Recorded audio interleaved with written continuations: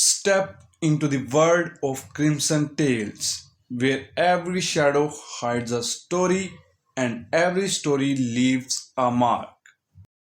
The moment arrived without ceremony. There was no thunder, no dramatic premonition, no warning whispered by fate. It came the way most irreversible moments came, quietly, disguised as routine, hidden beneath the weight of habit. Vernon Dursley had come home in a foul mood. Harry sensed it before the front door opened. The house shifted slightly, like an animal bracing for impact. The air tightened. The rhythm of the wards did not change, but the people inside them did. Vernon's anger was loud, clumsy, and familiar. Harry had cataloged it for years. The heavier footsteps, the sharp breathing, the way irritation bloated into cruelty when it found a smaller target. Tonight, that target was convenient. Harry stood in the kitchen, washing a plate. He was taller now, still lean, still careful to slouch, but not a child anymore. He had learned exactly how small to appear without actually being so. His movements were economical, efficient, no wasted effort, no unnecessary sound. The plate slipped. It wasn't dramatic. It didn't shatter. It simply struck the edge of the sink and chipped. That was enough. Vernon exploded. "What did you do?" he bellowed, storming into the kitchen. His face was already red, eyes bulging with the promise of release. "You useless little..." Harry turned slowly. He did not apologize. That alone was new. Vernon noticed it immediately. The lack of fear, the absence of the usual flinch, the way Harry's eyes met his not defiantly, not angrily, but with something far worse. Assessment. "You think you're clever now?" Vernon snarled, stepping forward. "I'll teach you some respect." He raised his hand. He had done this before, many times. The motion was ingrained, automatic, thoughtless, a man asserting control the only way he knew how. The hand never came down. Harry moved, not quickly, not dramatically. He simply stepped forward into Vernon's space and placed one hand on the man's wrist. No magic, no wand, no spell, just contact. Vernon froze. At first, he didn't understand why his arm wouldn't move. He pulled instinctively, muscles straining. Nothing happened. His hand hovered in the air, trapped not by force, but by certainty. Harry's grip was firm, precise, immovable, not because it was strong, but because it allowed no alternative. Vernon's breath hitched. What are you doing?" he growled, though the sound lacked conviction now. Harry looked up at him, not with hatred, not with rage, with calm. "You're done," Harry said quietly. The words were not shouted. They did not need to be. They landed like a verdict. Vernon laughed, a sharp, nervous sound. "You let go of me right now." Harry tightened his grip slightly. Vernon gasped. His legs locked. His body refused to obey him. Panic flickered behind his eyes as his mind screamed commands his limbs would not follow. Harry leaned in just enough that Vernon could hear him clearly. "Touch me again," Harry said. Voice level, cold, utterly disrespectful, and you will disappear. Silence crashed into the room. Petunia stood frozen in the doorway, one hand clamped over her mouth. Dudley stared from the stairs, eyes wide, breathing shallow. They had never seen this version of Harry. They had never imagined it possible. Vernon's face drained of color. "Why, you wouldn't," he whispered. Harry released him. Vernon stumbled back, nearly falling, clutching his arm as though expecting pain. There was none. No bruise, no mark, nothing to prove what had just happened. That was worse. Harry stepped back as well, reclaiming distance, reclaiming balance. He straightened, not fully, not obviously, but enough. The slouch was gone. The weakness evaporated. What stood before them was not a victim, not a child waiting to be struck. It was someone who had chosen restraint. "I don't need to hurt you," Harry continued calmly. "I don't need to threaten you again. You already understand." He glanced at Petunia. She flinched. "You will not raise your voice at me," Harry said. "You will not touch me. You will not pretend this didn't happen." His gaze shifted to Dudley, who swallowed hard. "And you," Harry added, "will stay out of my way. No anger, no cruelty, just facts." The house seemed to exhale. Vernon sank into a chair, shaking. He avoided Harry's eyes now. The man who had dominated this household through volume and fear had encountered something colder, something immovable, and he had lost. Harry turned back to the sink. He finished washing the plate. Behind his eyes, the mark pulsed once. Approval. Voldemort did not speak. He did not need to. The satisfaction was there, unmistakable, not pride in violence, not pleasure in dominance, approval of timing. That night, the Dursleys did not speak to Harry. They did not yell. They did not threaten. They watched him carefully, fear creeping into every glance, every movement. The hierarchy of the house had shifted, not through blood, not through magic, but through certainty. Harry lay awake in his room later, staring at the ceiling. There was no rush, no exhilaration, no guilt, only clarity. The pretending was over. Not because he had revealed everything, but because he no longer needed to disappear to survive. From now on, there would be restraint. And restraint, Harry had learned, was far more frightening than obedience. The house did not resist the change. That was Harry's first realization. After the day Vernon failed to strike him, Privet Drive did not erupt into chaos, nor did it attempt to reassert its old order. There were no dramatic confrontations, no shouted arguments, no late-night punishments whispered behind closed doors. Instead, the house adjusted quietly, instinctively, like an organism responding to a new dominant presence. Harry noticed it immediately. He woke the next morning to silence. Not the tense, hostile silence he had grown up with, but something subtler, a cautious quiet, the kind that waited to see what would happen next. The walls felt the same, the wards hummed unchanged. Yet the people inside moved differently. Petunia was already in the kitchen when Harry entered. She startled. It was a small thing, barely noticeable, but Harry caught it. Her shoulders stiffened, her hand paused mid-motion as she stirred a pot on the stove. She glanced at him quickly, then looked away, eyes fixed far too intently on her task. "Breakfast is ready," she said. No snap, no insult, no complaint. Harry took a seat at the table. The chair did not creak under sudden movement. Petunia did not sigh dramatically. She placed a plate in front of him with care that bordered on reverence, though she would never have named it as such. Harry did not thank her. He ate calmly, deliberately, observing everything. Vernon did not speak. That, too, was new. The man sat rigidly, eyes fixed on the newspaper in his hands, though he had not turned a page. His jaw worked slightly, teeth grinding, but he did not look up. When Harry stood to clear his plate, Vernon leaned back unconsciously, creating space. Fear, Harry realized, was already doing its work. He tested it gently. Later that afternoon, Harry walked through the living room and stopped. He did not speak. He did not gesture. He simply stood, eyes drifting slowly across the room, as though assessing it. Petunia, folding laundry, froze. She waited. Harry turned his gaze toward a stack of magazines left crooked on the table. He did not point. He did not frown. He merely looked. Petunia swallowed, then reached out and straightened them. Harry continued walking. That night, he stood in the doorway of the cupboard beneath the stairs. He did not enter it. For years, that space had defined his place in the house, hidden, compressed, reduced. He looked at it now with mild detachment, as though observing a relic from someone else's life. Petunia appeared behind him, wringing her hands. Your room," she said, hesitating. "Dudley's second bedroom.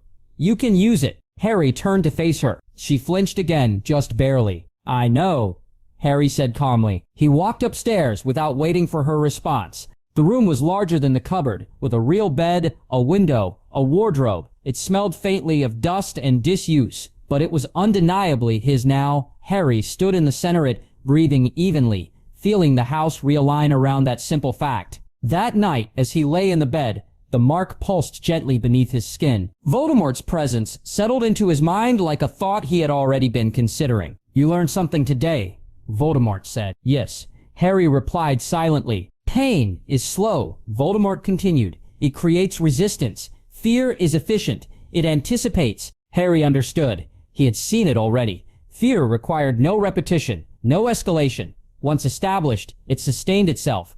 The Dursleys did not obey him because he demanded it. They obeyed because the alternative was unknown, and uncertainty terrified them. Dominance, Voldemort explained, is not declared. It is recognized. The days that followed confirmed it. Harry never raised his voice. He never issued explicit orders. He simply existed upright, observant, unafraid. His presence filled rooms without effort. Petunia began to defer instinctively, altering radiant without realizing why. Dudley avoided him entirely, retreating at the smallest hint of eye contact. Vernon stayed silent, simmering, but contained. Harry did not need to threaten them again. He did not need to display power. Fear had already solved the problem. And as he lay awake in his new room, staring at the ceiling instead of a wooden underside of stairs, Harry understood something fundamental. Fear was not cruelty. It was clarity. And clarity, once established, did not need reinforcement. The cupboard remained empty. And Harry Potter did not go back. The change did not announce itself with thunder or spectacle. It arrived quietly, the way frost creeps across glass, visible only after it has already claimed the surface. Harry Potter walked to school that morning with his head lowered, shoulders slightly hunched, hands tucked into sleeves that were a size too long. To anyone watching, he looked the same as always, small, underfed, forgettable. The neighborhood had trained itself not to see him, and the habit held. Cars passed. Neighbors nodded at one another and ignored the boy entirely. Normality remained intact. But something had shifted beneath the surface. Harry felt it with every step. Not power exactly. He had felt power for years, but permission, the internal restraint that had governed his every movement, had loosened, not removed, but refined. He no longer toned it out of fear. He pretended because it was useful, and today, usefulness demanded a demonstration. The school gates loomed ahead, iron bars chipped with age and neglect. The building beyond was squat and dull, smelling of chalk dust, disinfectant, and the stale frustration of overworked teachers. Children ruled the yard in clusters, laughter sharp and careless. Harry slipped among them unnoticed, as he always did. Dudley noticed him immediately. It was instinct, not intelligence. Dudley Dursley had always sensed weakness the way predators sensed blood in water. He spotted Harry across the yard, nudged his friends, Piers and Malcolm, both larger, both cruel in the lazy way of boys who had never been corrected, and grinned. "Oi," Dudley called, voice carrying. "Look what crawled in." Harry did not react, not outwardly. He kept walking, eyes on the ground, pace unchanged. Around him, a few heads turned. Some children slowed, anticipating entertainment. Others looked away, already familiar with how this story usually ended. Dudley and his friends moved to intercept, blocking the narrow path between the bike racks and the wall. Piers stuck out a foot. Harry stepped over it without breaking stride. That, more than anything, riddied them. "Think you're too good to talk now?" Dudley sneered, stepping closer. "Forgot who you are?" Harry stopped. It was a small thing, just a pause, but it rippled outward. The noise of the yard seemed to dull, as if someone had placed cotton over the world. Harry lifted his head slowly. His eyes met Dudley's, and for the first time, there was no flinch. There was assessment. Dudley opened his mouth to laugh, but the sound died in his throat. He did not know why. He only knew that something about Harry's gaze made his stomach tighten unpleasantly, like standing too close to the edge of a drop. "Move," Dudley said, though the word lacked conviction. Harry did not speak. He took one step forward, just one. He did not touch Dudley. He did not raise a hand. He simply occupied space Dudley had assumed was his. Piers shoved Harry from behind. The shove should have sent him sprawling. It always had before. This time, Harry adjusted his balance by a fraction. His feet slid, caught, and held. He turned, not quickly, not angrily, but with deliberate precision. His eyes flicked to Piers, then back to Dudley. "You should have stopped," Harry said quietly. His voice was calm, flat, not loud enough for teachers, but clear enough for those standing close. It was not a threat. It was a statement of sequence.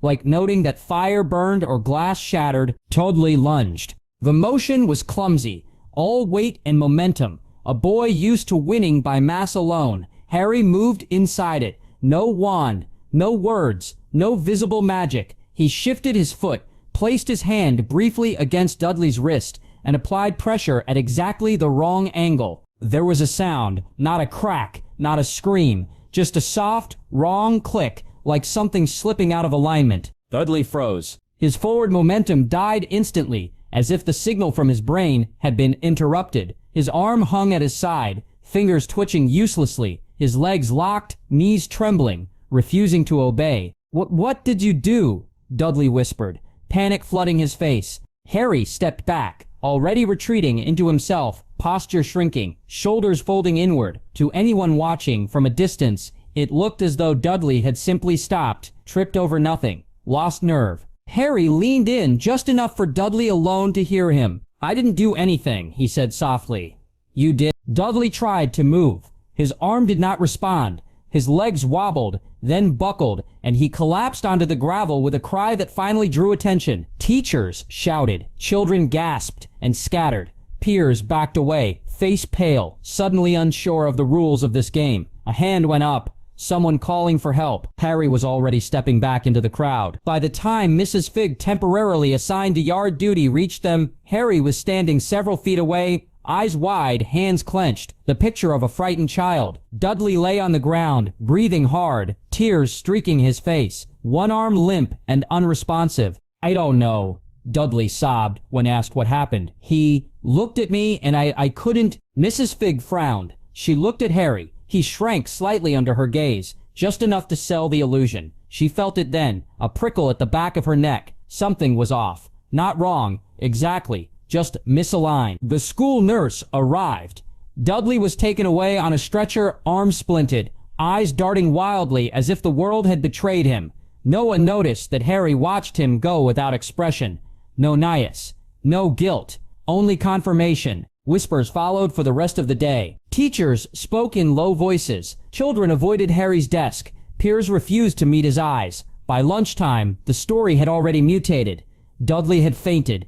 Dudley had tripped. Dudley had been cursed. None of it mattered. What mattered was the result. Dudley Dursley never touched Harry again. He never touched anyone again. In the weeks that followed, Dudley's arm healed poorly. The doctors could not explain the lingering weakness, the way his grip never fully returned, the subtle hesitation in his movements. He stopped shoving, stopped babbing, stopped leading. The other boys drifted away from him, sensing the loss of dominance the way animals sensed sickness. Harry noticed everything. At home, Vernon ranted about the school, about lawsuits and complaints, about freak accidents. Harry listened in silence, eyes lowered, presence contained. Voldemort's approval was not spoken aloud, but Harry felt it like a steady warmth beneath his scar. Not pride, but acknowledgement. This had been necessary. The world had seen a crack, not enough to reveal what lay beneath, but enough to change how pressure flowed around him. Outsiders had noticed. Authority had hesitated. Fear had begun its quiet work. Harry returned to his room that night, not the cupboard, not anymore, and sat on the edge of the bed, hands resting loosely in his lap. He replayed the moment in his mind, not with emotion, but with analysis, timing, angle, response, outcome. No magic detected, no punishment delivered, no exposure, only consequence. The pretending would continue where it served him, but the narrative had ended. He was no longer a victim waiting to be hurt. He was a fixed point, and the world would now adjust itself around that fact. The first public crack had formed, and it would not be the last. Author's note: these chapters mark the irreversible shift from hidden endurance to quiet dominance, where Harry stops surviving and begins shaping outcomes. The world does not yet understand what changed, only that something has, and that realization is more powerful than open force. Albus Dumbledore did not rely on rumors. Rumors were the language of panic, distortion, and wishful thinking. He preferred patterns, quiet alignments of small facts that when viewed together revealed truths most people missed. And for nearly 10 years, the patterns surrounding Harry Potter had been painfully consistent. Neglect, misery, survival. That was why the first report unsettled him. It arrived folded among routine correspondence on a mild spring morning, disciplinary summaries from a Muggle primary school, forwarded through carefully placed contacts who never knew whom they truly served. Dumbledore read it once. Then again, blue eyes sharpening behind half-moon spectacles. Dudley Dursley. Injury. No clear cause, no witnesses who could articulate what happened. A strange emphasis on the absence of magic, noted by an obliviator who had been called and dismissed with nothing to do. Dumbledore set the parchment aside and reached for his wand. He did not panic. He did not rush. He performed, instead, the same checks he had done dozens of times over the years. Gentle, distant spells woven so delicately they could not be felt from within the protected home on Privet Drive. The wards answered immediately. whole, stable, unbroken. The blood protection still burned bright, anchored in Lily Potter's sacrifice. The house remained sealed against intrusion, dark magic, possession, and hostile intent. No external force had crossed its threshold.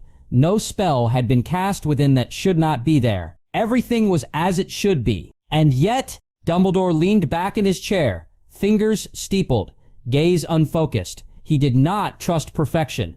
Perfect systems were fragile things, prone to catastrophic failure when assumptions went unchallenged. He changed his approach. Instead of scanning for magic, he looked for absence. He cast no spell at all, merely extended his awareness in the way one listened for silence in a room meant to be noisy. Emotional residue, lingering impressions, the echo of lived experience. Places remembered what happened inside them, even when magic left no trace. Privet Drive whispered back, but not in pain. Dumbledore frowned. For years, the emotional tone of the house had been unmistakable. Resentment layered over fear, frustration over cruelty, the dull ache of neglect soaking into the walls like damp. Harry Potter had been small, frightened, and very, very lonely. That misery had not been incidental, it had been the cost of safety, and Dumbledore had accepted it with sorrow and resolve. Now, the tone had changed. There was still control, still suppression, but it was ordered. The fear was no longer chaotic. It flowed in one direction. Dumbledore opened his eyes slowly. "That is new," he murmured. He reviewed additional reports, teachers noting that Harry Potter was quiet, withdrawn, but not fragile. Observations that he endured punishment without visible distress. Mentions of a stillness about him that made adults uncomfortable, though none could say why. No signs of trauma escalation. No emotional outbursts. No regression. Instead, discipline that worried him more than bruises ever could have. Dumbledore rose and moved to the tall window of his office, gazing out over the Hogwarts grounds where students crossed the lawn, laughing and shouting, blissfully unaware of the delicate balances that kept their world intact. He had expected Harry to arrive broken but kind, wounded yet open. A boy shaped by loss and cruelty into someone who would cling to compassion because it was all he had left. That had been the gamble, but this was something else. He returned to his desk and summoned a silver instrument from a locked drawer, a device that measured developmental magical pressure in young witches and wizards. It was not meant to detect spells. It measured containment. The needle trembled, not wildly, not dangerously, but steadily, as if someone has taught him to hold himself together.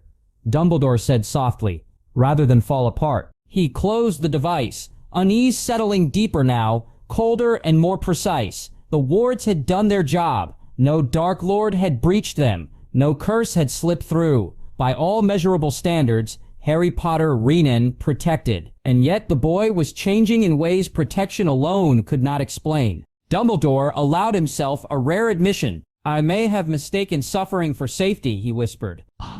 He did not yet suspect Voldemort. That name still belonged to the dead in his mind, sealed by hubris and prophecy. What he suspected instead was influence. Subtle, patient, ideological. Someone had access. Someone had time. Someone had taught the boy not to break. That night, as Dumbledore extinguished the lamps in his office, his reflection stared back at him from the darkened glass. Older, wearier, and for the first time in years, uncertain. Far away in a neat little house on Privet Drive, Harry Potter slept peacefully, his mind ordered, his emotions catalogued, his power folded inward like a blade kept sheathed by choice.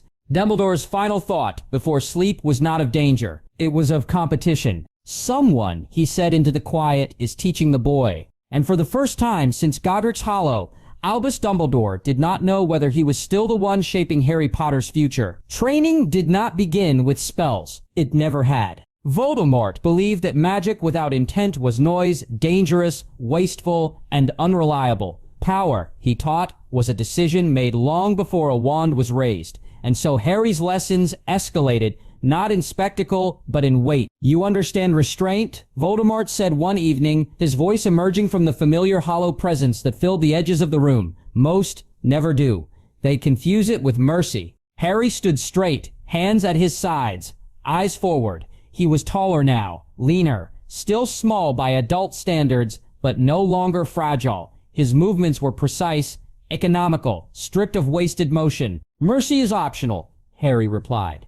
Restraint is strategic. A pause. Approval followed. Not warm, not pleased, but exact. Voldemort valued correctness above praise. Then we move on. The room changed. Privet Drive did not physically transform, but Harry's perception of it did. The walls fell away in his mind, replaced by constructed spaces, controlled environments built from memory, magic, and intent. Voldemort did not create illusions for comfort. He created them to test limits. The first simulation was simple. An alley, narrow, wet stone underfoot, a figure blocking the exit, taller, armed, intent, unmistakable. Harry felt no fear. He cataloged distance, balance, timing. Options?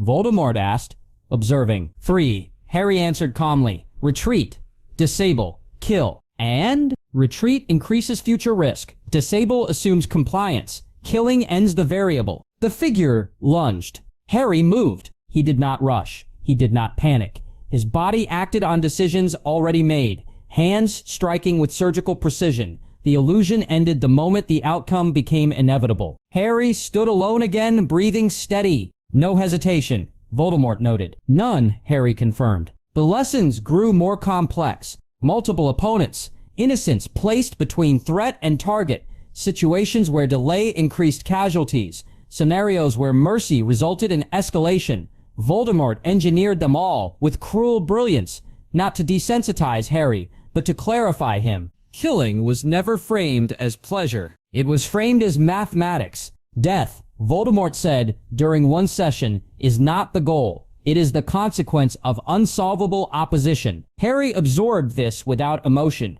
He had never been taught to hate. Hate clouded judgment. Rage wasted time. Cruelty invited mistakes. Finality, however, was clean. In one simulation, Harry hesitated, just a fraction of a second, long enough for the constructed enemy to strike first. Pain bloomed, sharp, instructive, immediately corrected as the scenario reset. Voldemort did not chastise him. Why? He asked. Harry considered. The target was retreating. Intend. Retreat can be deception. Correct, Voldemort said.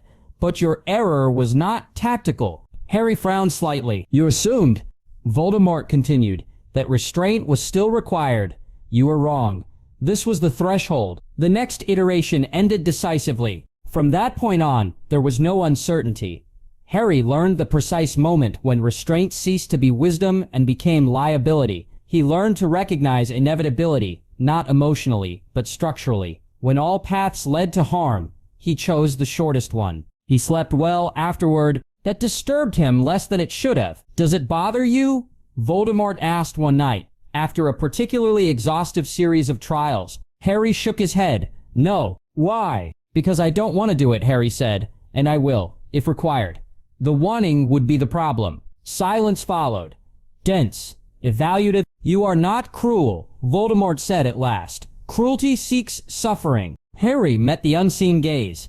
I seek conclusions. A pause. You are final, Voldemort agreed. The last test came without warning. No constructed space, no preparation, just a sudden shift, a threat appearing close, immediate, designed to overwhelm reflex before thought. Voldemort watched not for success, but for instinct. Harry did not think. He acted. The moment ended. No correction followed. Voldemort withdrew, presence receding slightly, as it always did when a phase concluded. There was no declaration of victory, no acknowledgement beyond the absence of further challenge. Harry understood. He had passed every test. Later, alone in his room, Harry sat on the edge of the bed and examined his hands. They were steady, clean, ordinary. He felt no guilt, no pride, only readiness. The world would not always give him time. It would not always allow restraint.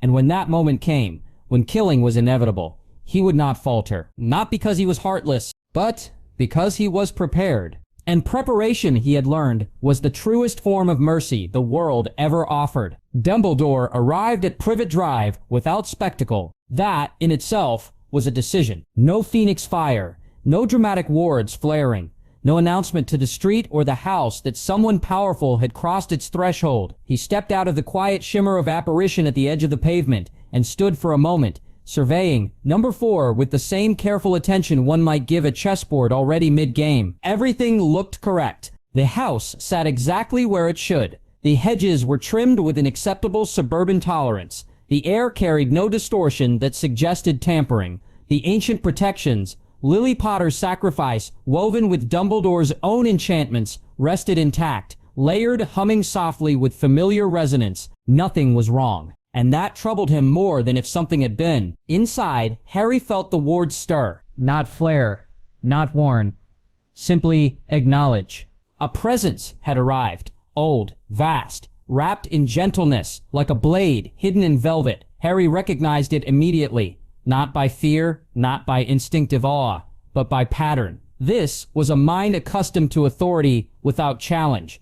A power that expected obedience without asking for it. Dumbledore. Petunia answered the door before the knock fully landed, her hand already on the handle as though compelled by a thought she didn't realize wasn't hers. She smiled too quickly, posture stiff, eyes slightly unfocused. "Professor Dumbledore," she said, voice thin. "What an unexpected visit." "Yes," Dumbledore replied mildly, stepping inside.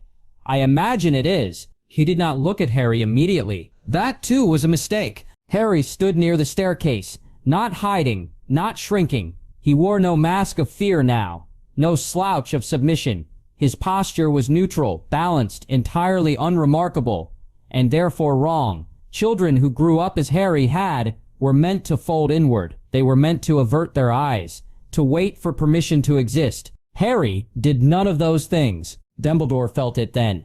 Not magic, not threat, discipline. He turned. Their eyes met. For the briefest moment, Dumbledore expected something familiar, relief perhaps, or longing. The look of a boy who had endured and now hoped to be seen, to be rescued, to be told that the suffering had meaning. What he found instead was assessment. Harry looked at him the way one might look at an object whose function was unclear, but potentially inconvenient. No fear, no reverence, no gratitude. Behind the boy's eyes was a stillness that had not been forged by comfort or safety, but by long-term control. Not the numb quiet of trauma, but the composed silence of someone who had learned exactly when emotions were useful and when they were liabilities. Dumbledore smiled, because that was what people expected. "My dear boy," he said warmly, extending a hand, "it's been far too long." Harry did not take it. He did not flinch. He did not move. He simply watched. "Has it?" Harry asked calmly. The words were not disrespectful in tone. They were far worse. They were indifferent. Dumbledore withdrew his hand slowly, still smiling, but now thinking much faster than before. He let his senses stretch, probing delicately, invisibly. The wards answered him faithfully. The blood magic sang its old protective song. There was no corruption, no breach, no parasitic influence. Nothing to explain this. "I've come to see how you are doing," Dumbledore said, choosing his words with care. "I've received reports." Harry tilted his head slightly. "About Dudley?" That sharpened Dumbledore's focus. "Yes," he admitted, "among other things." Harry nodded once, as though confirming a calculation. "He won't bother anyone again." The statement was not boastful. It was not defensive. It was final. Dumbledore studied the boy more closely now. The controlled breathing, the lack of fidgeting, the complete absence of a child's need to impress or justify himself. This was not the posture of rebellion. It was the posture of sovereignty. "And how did you accomplish that?" Dumbledore asked gently. Harry met his gaze without blinking. "I stood," he said simply. Silence settled between them. Dumbledore felt it then, a dissonance he could not name. The house did not resist him. The magic did not recoil. Yet something in the space had shifted alignment, like a territory that no longer recognized his authority, despite respecting the rules he had written. "You seem different," Dumbledore observed carefully. Harry's lips curved, not into a smile, but into the suggestion of one. "People usually say that when they've noticed too late." The words were mild. The implication was not. Dumbledore straightened, his expression still kind, still calm, but now layered with something harder. "Harry," he said, "everything I have ever done has been to keep you safe." Harry did not respond immediately. He looked at Dumbledore fully now, not just at the man, but at the idea of him, the legend, the carefully cultivated image of benevolence and wisdom, the architect of plans that required children to suffer widely for the sake of futures they were never asked to consent to. And in that moment, Harry thought, clearly, cleanly, without anger, "You are not my savior." The realization settled into place like a lock clicking shut. Aloud, he said only, "I know." 2 words. No accusation. No acceptance. Just acknowledgement. Dumbledore felt something cold brush the edge of his certainty. Not danger. Not hostility. Autonomy. "Well," he said after a moment, adjusting his spectacles, "Hogwarts awaits you soon. I trust you are looking forward to it." Harry held his gaze. "I'm prepared for it." Another wrong answer. Dumbledore nodded slowly. "If you ever feel unsafe," he added, "or confused, you may remind yourself that you are not alone." Harry inclined his head politely. "I won't forget," he said. But they both understood he already had. Moments later, Dumbledore departed as quietly as he had arrived. The street resumed its normal rhythm. The house returned to stillness. From the unseen layers beneath reality, Voldemort watched. Not through sight, through resonance, through the tether that hummed with satisfaction. Harry had not bowed. He had not pleaded. He had not reached for comfort or absolution. He had stood unmasked, unafraid, unclaimed. And for the first time in many years, Voldemort smiled. Author's note. These chapters mark the moment the world begins to feel imbalanced, authority falters, mentorship hardens, and masks fall away without spectacle. Power here is not loud or cruel. It is quiet, disciplined, and already beyond the reach of those who believe they still control the board. The first sign that something had changed was not pain. Harry had expected pain. The mark on his skin, buried deeper than scar tissue, deeper even than memory, had always responded to Voldemort's intent with precision, a tightening, a pull, a pressure behind the eyes that carried instruction without words. When Voldemort wished to direct, the mark aligned Harry's instincts toward compliance as naturally as breath followed lungs. This time, it did not hurt. It pressed. Harry was standing alone in the narrow strip of backyard behind Privet Drive, the grass flattened into neat submission by years of neglect and Vernon's insistence on order. Evening had fallen in clean lines. The sky was dim but not dark, caught in that quiet hour where shadows were honest and movement was easy to track. Voldemort's presence settled around him like a familiar temperature. There, the Dark Lord indicated not with words but with intent. Beyond the fence, down the alley, a stray cat prowled, thin and injured, its hind leg dragging uselessly behind it. The creature was suffering, afraid, weak. A test. Harry understood that immediately. "End it," Voldemort urged. Not demanded. Not yet. Harry observed the animal calmly. He catalogued its injuries, the likelihood of survival, the necessity of action. He felt no revulsion, no pity, strong enough to cloud judgment. He had killed in simulations. He had practiced lethal intent in controlled environments, so precise they bordered on ritual. This would be easy, which was precisely why he did not move. "It's unnecessary," Harry said quietly. The mark tightened. "Pain avoided is irrelevant," Voldemort replied coolly.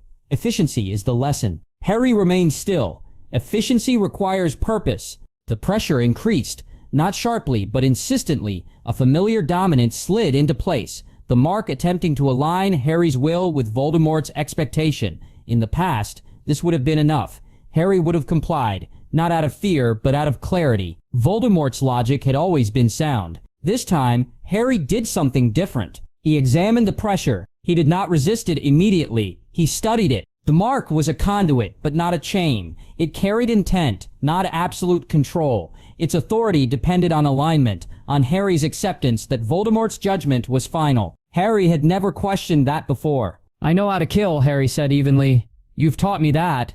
But killing without necessity teaches nothing new." The pressure sharpened. "You are not here to decide necessity." There it was. Not instruction. Command. Harry closed his eyes, not in submission but in focus. He turned his attention inward, to the place where the mark resonated. He traced its edges with thought alone, feeling the way it integrated with his attic, how it pulsed in response to Voldemort's presence. And then carefully, precisely, he leaned back, not away. Against, the sensation was subtle, like pushing a palm against a steady current rather than being carried by it. The mark resisted, flaring faintly, surprised more than angry. Voldemort's intent pressed harder, attempting to re-rate hierarchy. Harry held. His breathing remained slow, his posture unchanged. No outward sign betrayed the internal shift taking place. "I will kill when it is inevitable," Harry said.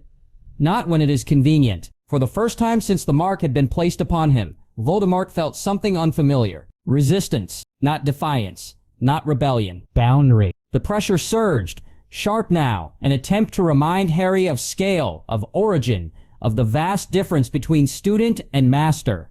The mark flared, heat threading through Harry's nerves, demanding alignment. Harry did not retreat. He redirected. He did not try to sever the connection that would have been crude and pointless. Instead, he narrowed it, reduced the channel, allowed instruction through, while blocking compulsion. The effort required absolute control, the kind Voldemort himself prized above all else. The alley fell silent. The cat limped away, unnoticed.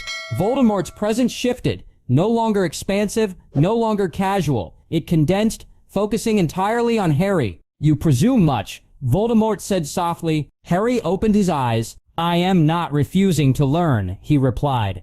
"I am refusing to be used wastefully." Silence followed. Not the absence of thought, but recalibration. Voldemort examined Harry through the tether with new interest. The boy's mind was not chaotic, not emotional, not driven by misplaced morality. This was not weakness masquerading as conscience. This was strategy. "You wish to renegotiate?" Voldemort observed. Harry inclined his head slightly, not in deference, in acknowledgement. "Teach me," Harry said. "Do not command me." The words landed cleanly between them. For a long moment, the mark neither tightened nor released. It hovered, suspended between authority and adjustment. Voldemort tested the boundary once more, not with force, but with presence. Harry did not yield. At last, something like amusement threaded through the connection. "Interesting," Voldemort said. The pressure receded, not fully, but enough. The mark settled into a new rhythm, altered but intact. The hierarchy had not been destroyed, but it had been redefined. No proclamation marked the change. No vow was spoken. No agreement formalized. Yet both understood what had occurred. Voldemort would instruct. Harry would decide. And for the first time since the night the mark had been placed upon a child who did not yet understand its weight, Voldemort did not feel certainty. He felt challenge. Harry returned to the house without haste. The Dursleys were already asleep. The wards hummed quietly, unaware of the shift that had just occurred beneath their notice. Lying in the darkness, Harry considered the line he had drawn, not out of rebellion, but necessity. He had not broken away. He had claimed himself. And somewhere, in the vast, watchful dark beyond Privet Drive, Voldemort watched the boy with renewed attention, already recalculating the future. A new rule had been established. Neither of them needed to say it aloud. The morning air in Privet Drive carried the familiar, faintly metallic tang that Harry had come to associate with concentrated intent. Not magic cast openly, not destructive or flaring. This was the subtle pressure of instruction, a weight that pressed into awareness rather than flesh. The sun had barely climbed above the horizon, painting the neighborhood in soft ochres and grays. The Dursleys slept through it all, oblivious to the extraordinary calibration of energy threading through the rooms they believed ordinary. Voldemort's presence manifested as an undercurrent beneath the skin, a resonance Harry had learned to track with precision. Today, however, there was no expectation of blind obedience. The mark pulsed with intention, not command. It guided, it suggested, it outlined possibilities rather than dictating action. Harry closed his eyes and let the lessons arrive as ripples rather than chains, letting the subtle rhythms of the Dark Lord's thought weave around his own. "Observe first," Voldemort whispered, "not through words in the air, not through sound, but directly into perception. Then measure, then adapt. Efficiency is not enforced, it is understood." Harry absorbed this, without hesitation. Each lesson was a structure, a framework of rules and limits, a lattice of logic applied to magical practice. He traced invisible lines in the air, the architecture of spells that did not yet exist, testing how energy flowed, how it responded to will, how it could be constrained or accelerated without the flare of outward display. Wandless movement, silent articulation of magical intent, careful application of force and counterforce. All were brought to him with surgical precision. Unlike before, there was no insistence on obedience as a moral imperative, no moral weight, no speeches about destiny, nor lectures on loyalty, nor reminders of weakness. Harry did not flinch at the absence of empathy. The Dark Lord taught as one would teach geometry or music, exact, necessary, absolute. Each concept presented was a tool, each observation a refinement of technique. Efficiency is measured, not imagined. Voldemort intoned. Harry visualized the trajectory of a spell, calculated its interaction with mass, inertia, and magical resonance, and then let it dissolve before it could cast. He felt the elegance of minimalism, energy applied only where needed, pressure maintained only where it mattered. The mark beneath his skin pulsed with faint approval, an acknowledgement of comprehension rather than of submission. Hours passed. Harry moved through layers of magical theory he had never encountered before. Spell structure dissected like machinery, energy flow observed as currents rather than forces, control exercised with thought alone. Voldemort demonstrated the lethal potential of magic without the spectacle, showing the subtle angles where death or incapacitation could be applied and retracted with invisible precision. He never imposed moral lessons. Harry could deduce consequences on his own. He never spoke of emotion. Harry cataloged it in silence. Every flick of the wrist, every shaping of intent was an equation, a study in efficiency, an exercise in refined power. The exercises were designed not for obedience, but for understanding. Harry learned to sense the bounds of magic without touching them. He learned to bend a spell without release, to test a boundary without committing. A single thought could redirect a kinetic current, invert a magical flow, or collapse a tiny structure without ever raising a hand. Each simulation carried an unspoken question. Could Harry discern control from chaos? Could he refine instinct into calculation? Could he observe the smallest variance and adjust before reaction was necessary? By mid-afternoon, Voldemort introduced complexity, multiple spells interwoven, energies colliding yet controlled, outcomes contingent on timing and intent. Harry managed them, his mind like a lattice, tracking resonance, feedback, pressure, and counterpressure. Nothing was wasted, nothing was incidental. Even the smallest deviation could disrupt the delicate architecture he constructed, and yet, he discovered, the mastery was in prevention rather than reaction. Voldemort observed all of it, silently threading adjustments and hints through the tether, but he offered nothing that could be mistaken for authority. There were no commands, only frameworks, and it was Harry's choice whether to integrate or discard. He noticed which lessons Harry absorbed instinctively, which concepts were resisted, and which were refined before even leaving the teaching moment. The Dark Lord's approval was subtle, a tightening pulse, a slight shift in resonance, never more. Eventually, Harry made a deliberate decision. One of the simulations, an elegant, highly efficient construct capable of controlling multiple simultaneous threats, was discarded. Not because he did not understand it, not because it lacked merit, but because he recognized its flaw, the potential for overreach. It would grant power without restraint, and that was not the lesson he wanted to internalize. He excised it silently, like pruning a branch to preserve the strength of the tree. The mark pulsed faintly, registering comprehension, not challenge. "You choose," Voldemort said, his presence tight but neutral. Harry opened his eyes and saw nothing in the room but the quiet ordinary, the backyard grass flattened, the fence unmoved, the house itself silent. All visible evidence of power had been contained within the mind, the connection and the calculated pulse of intent. It was a lesson in control, in choice, and in subtlety. Harry had not rebelled nor defied. He had curated. He had determined utility over compulsion, efficiency over obedience, and in doing so, he demonstrated mastery beyond mere physical ability or magical aptitude. The evening descended over Privet Drive. The Dursleys carried on with habitual disinterest, unaware that the boy they considered meek and powerless had just completed a day of magical instruction that would elevate him far beyond Nen Pier at Hogwarts. The wards hummed, consistent as ever, registering safety and presence, none of the monumental exercises leaking beyond the house's boundaries. Harry did not need to conceal intent. It was invisible by design. He sat quietly on the edge of his bed, tracing faint arcs of energy across the space in front of him, feeling the residual pulse of each lesson settle into the architecture of his mind. He cataloged which techniques were effective, which required refinement, and which were unnecessary. The one lesson he had discarded remained absent, a deliberate gap, a conscious omission, a demonstration that power could be measured, but also chosen. Voldemort's presence lingered faintly. No praise, no anger, no approval beyond the subtle resonance of acknowledgement. Harry understood the dynamic clearly. The Dark Lord could teach, could suggest, could demonstrate, but no longer dictate without negotiation.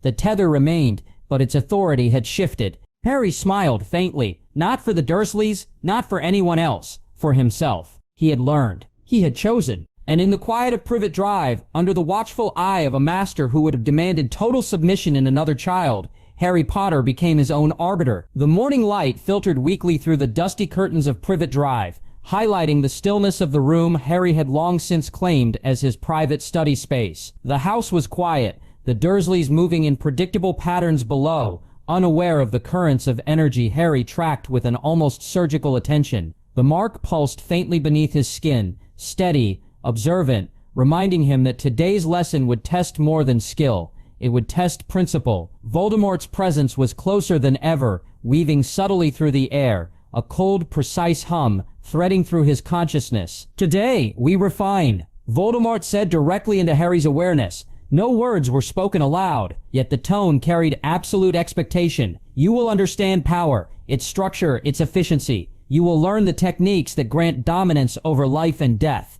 and you will do so without hesitation." Harry's eyes traced the familiar invisible lines of energy across the room, feeling the subtle weight of intent press against his mind. The Dark Lord began demonstrating what he called rituals, precise, intricate, and designed to manipulate magical energy at levels that would terrify an untrained wizard. Symbols were etched into the air, currents of power drawn like threads between objects, and subtle enchantments layered atop one another in a lattice work only comprehensible to a mind as meticulously trained as Harry's. Voldemort observed Harry's mental absorption, nudging subtly here, demonstrating there, yet unlike previous lessons, there was no expectation of submission.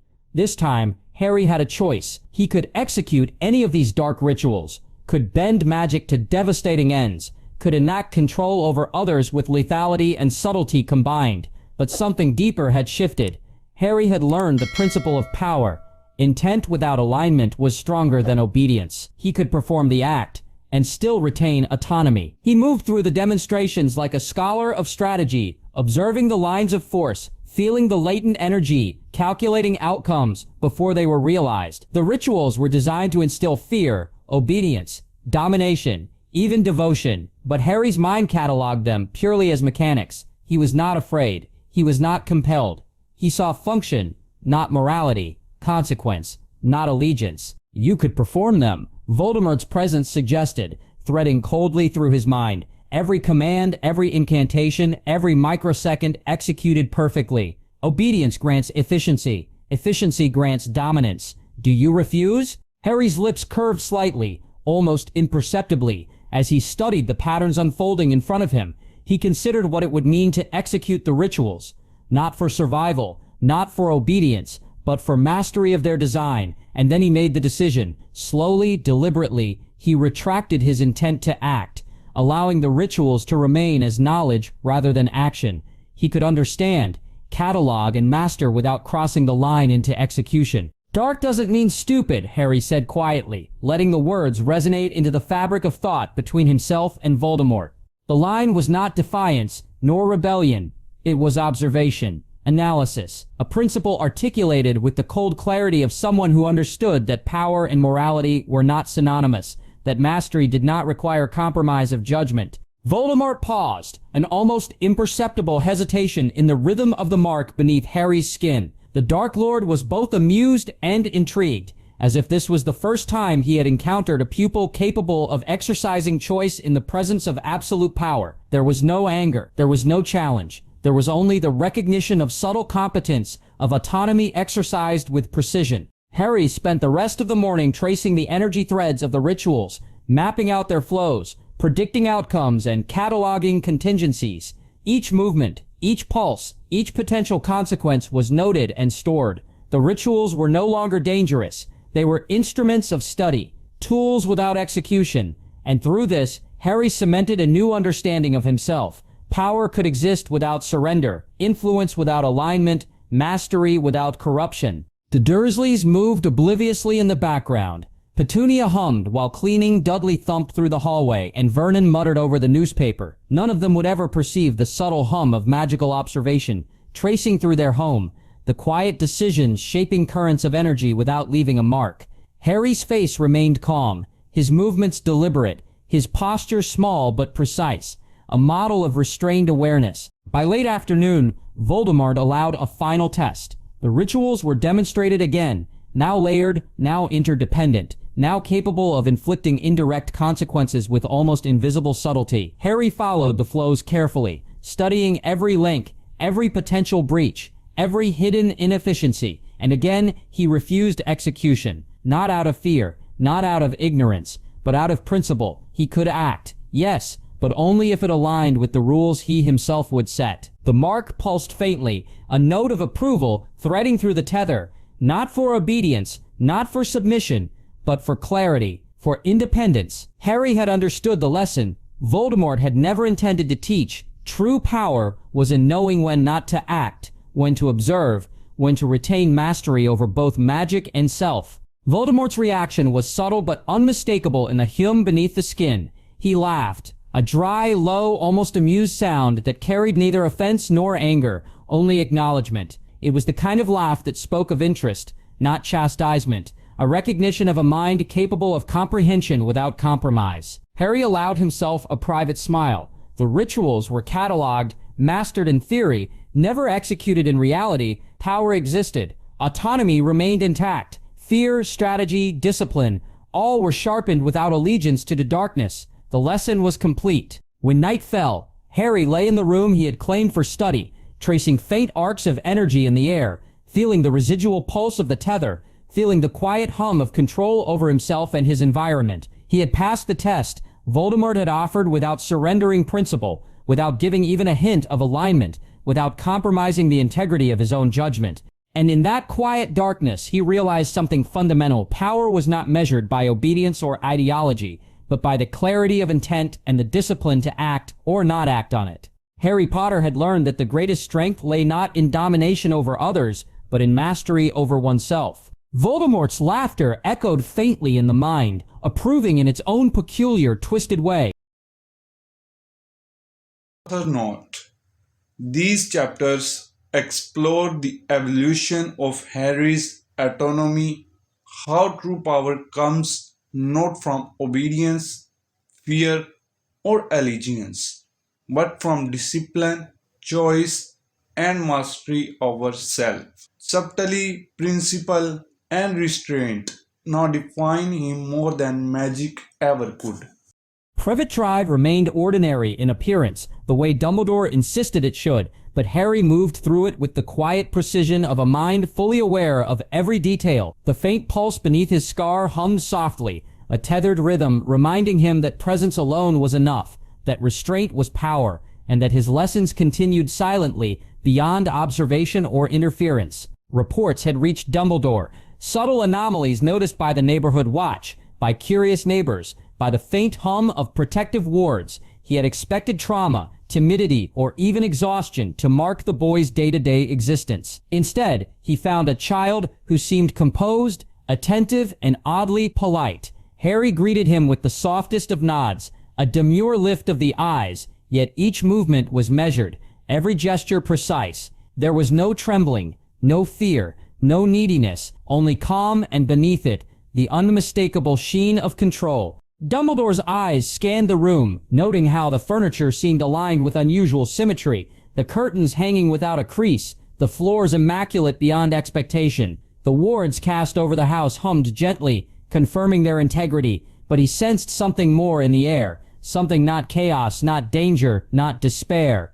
Discipline, absolute, contained, silent. It made him uneasy, though he could not yet articulate why. Harry spoke only when necessary, his voice low and even, polite in tone, but carrying a subtle authority that made Dumbledore step back without realizing it.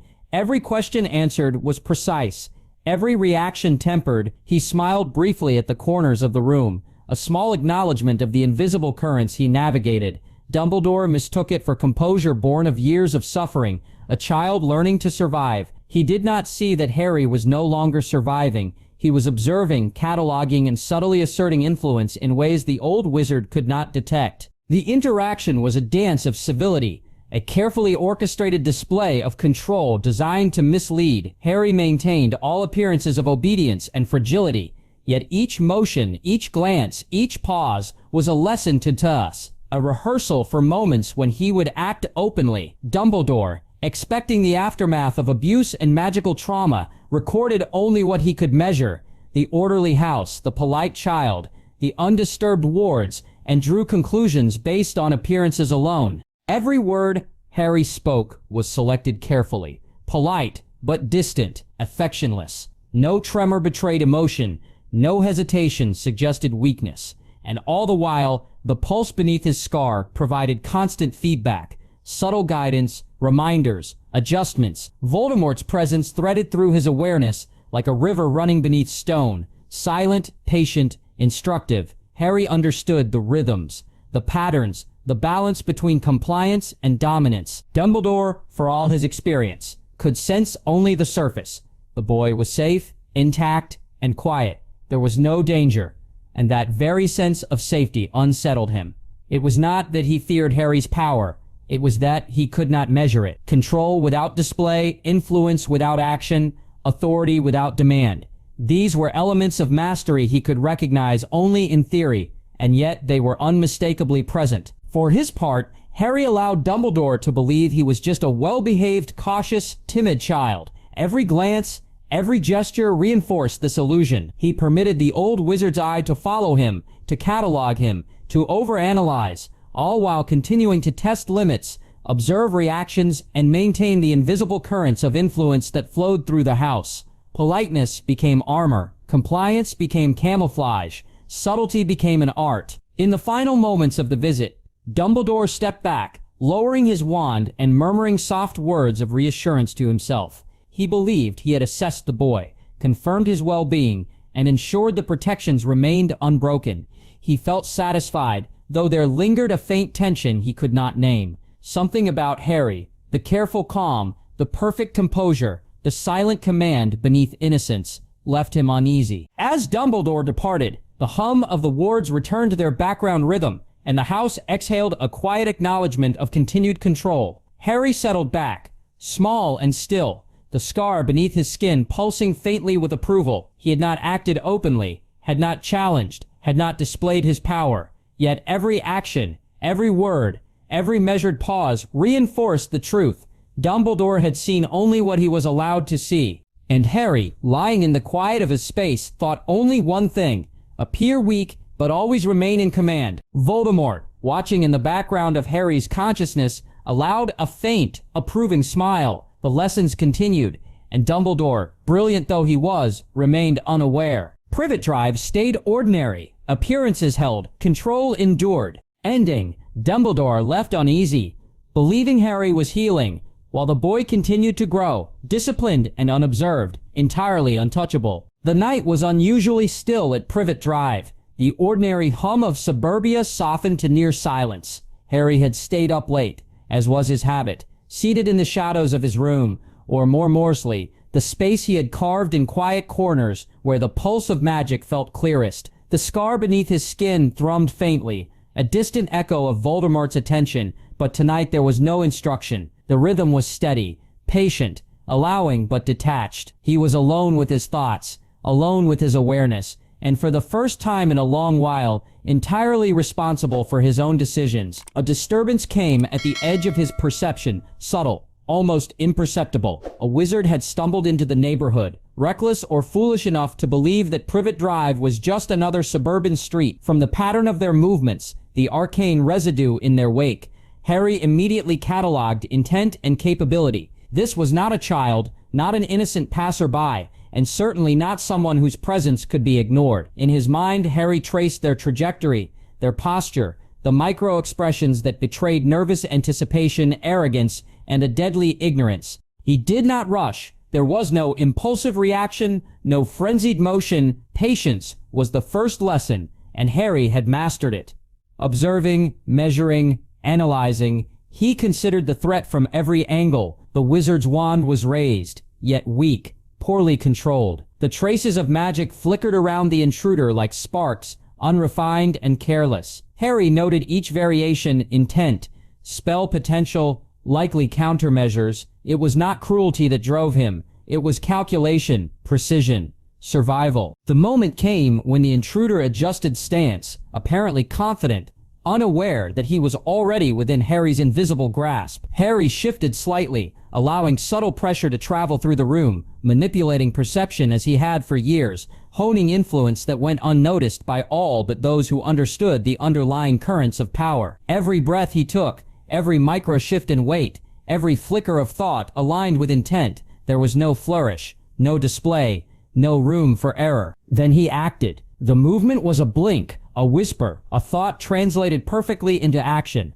Wandless, silent, almost impossibly subtle, Harry struck with the efficiency he had been taught, the lethality refined through countless simulations. The intruder collapsed before even realizing the scale of the threat. Not a cry, not a struggle, just the finality of Harry's decision executed with surgical precision. The house exhaled with him, the wards around Privet Drive resonating softly as if approving the act, acknowledging that the balance had been maintained. Harry did not gloat. He did not thrill in the act. He cataloged. He assessed. Efficiency mattered more than drama. Control more than impulse. The intruder was neutralized. Permanently. The room remained untouched. The air unshaken. Privet Drive once again retained its ordinary guise. Only Harry knew the truth. Danger had been removed. Lesson applied and power exercised without exposure. Later, when Voldemort's attention returned, deliberately faintly, as it always did, there was a ripple of awareness in the mark beneath Harry's skin. The Dark Lord had detected the action, a silent acknowledgement passing between master and pupil. And yet there was no word, no correction, no reprimand.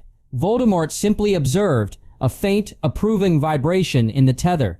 This was not defiance. This was mastery. The boy had acted independently, and the act had met the standards of precision and lethality that Voldemort valued.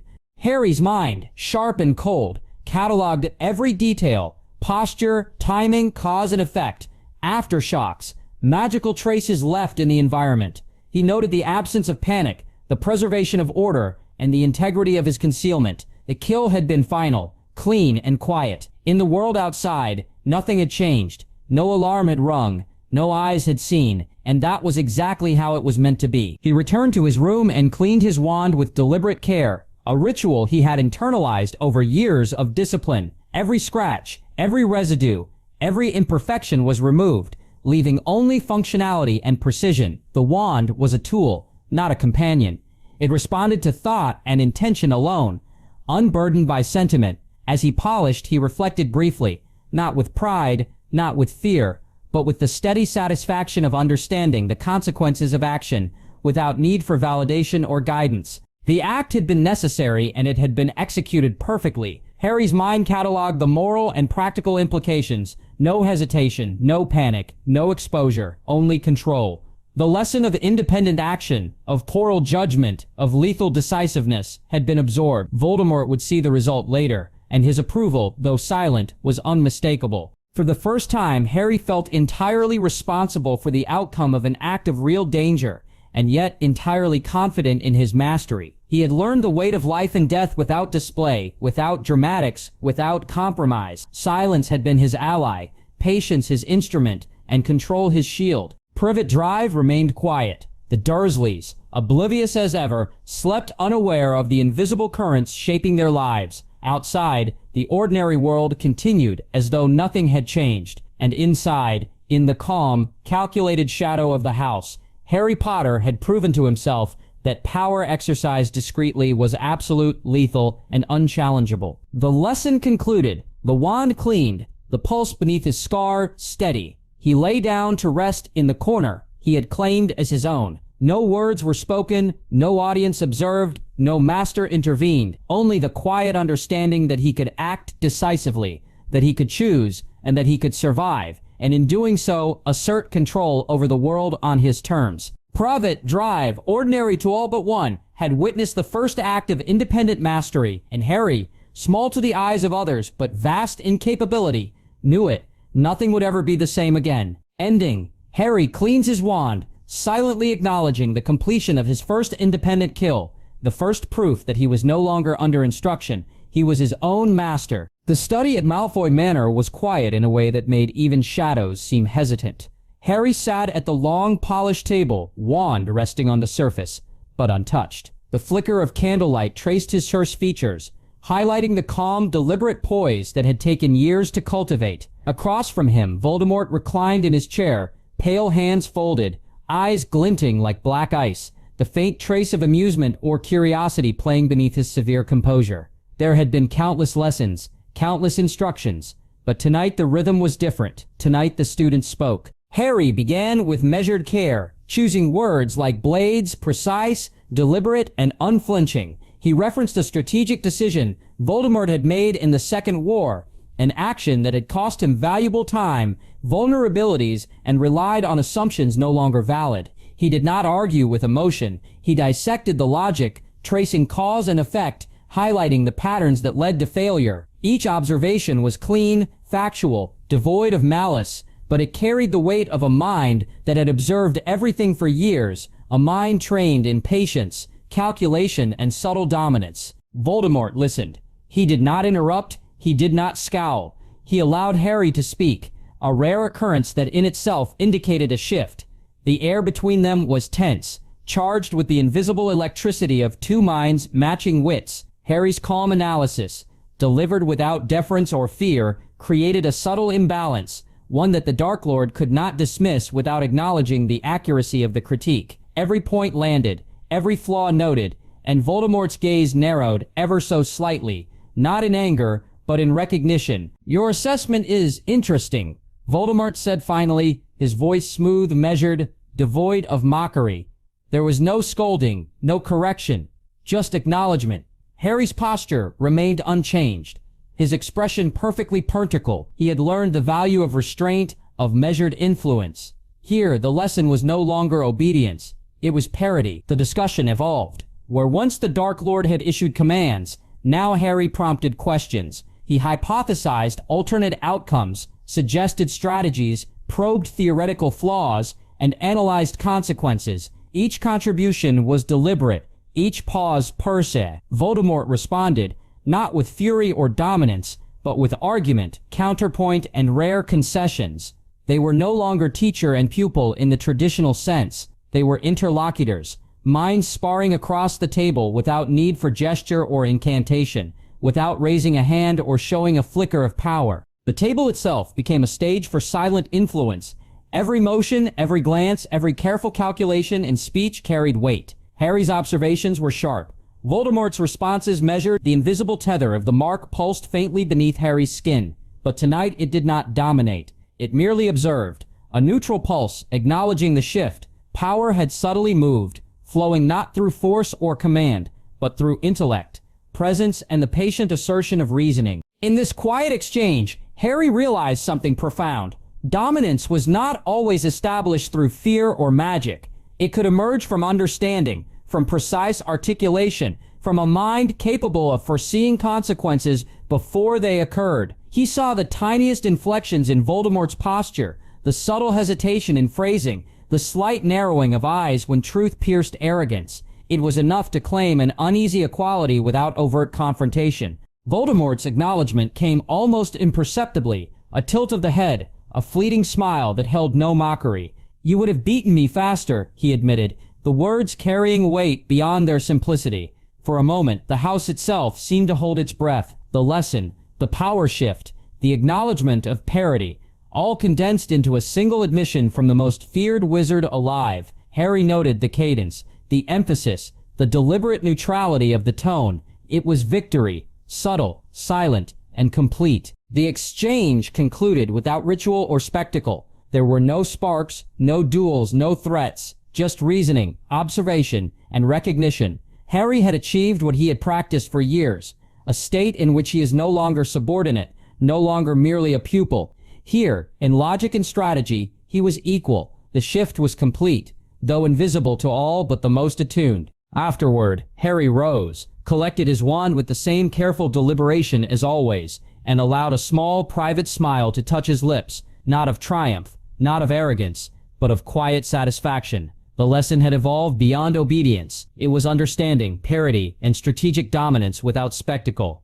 He had spoken, Voldemort had listened, and in that listening, the scales had balanced. Outside the walls of Malfoy Manor, the night passed unnoticed, the world unaware of the subtle but monumental shift in the balance of power within one room. Inside, two minds measured each other, and for the first time, neither was entirely master or pupil. Harry Potter had earned recognition, not through fear, not through violence, but through intellect, calculation, and the quiet assertion of presence. Ending. Voldemort admits, "You would have beaten me faster," acknowledging a subtle, irreversible shift. Harry sits silently, aware of his new position, uneasy equality at the table, earned without a single spell raised. Does not.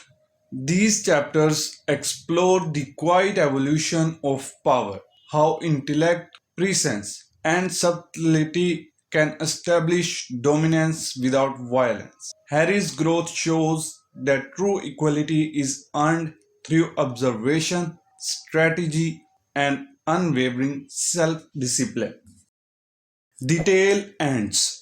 For now, subscribe to Crimson Tales and let the shadows call you back.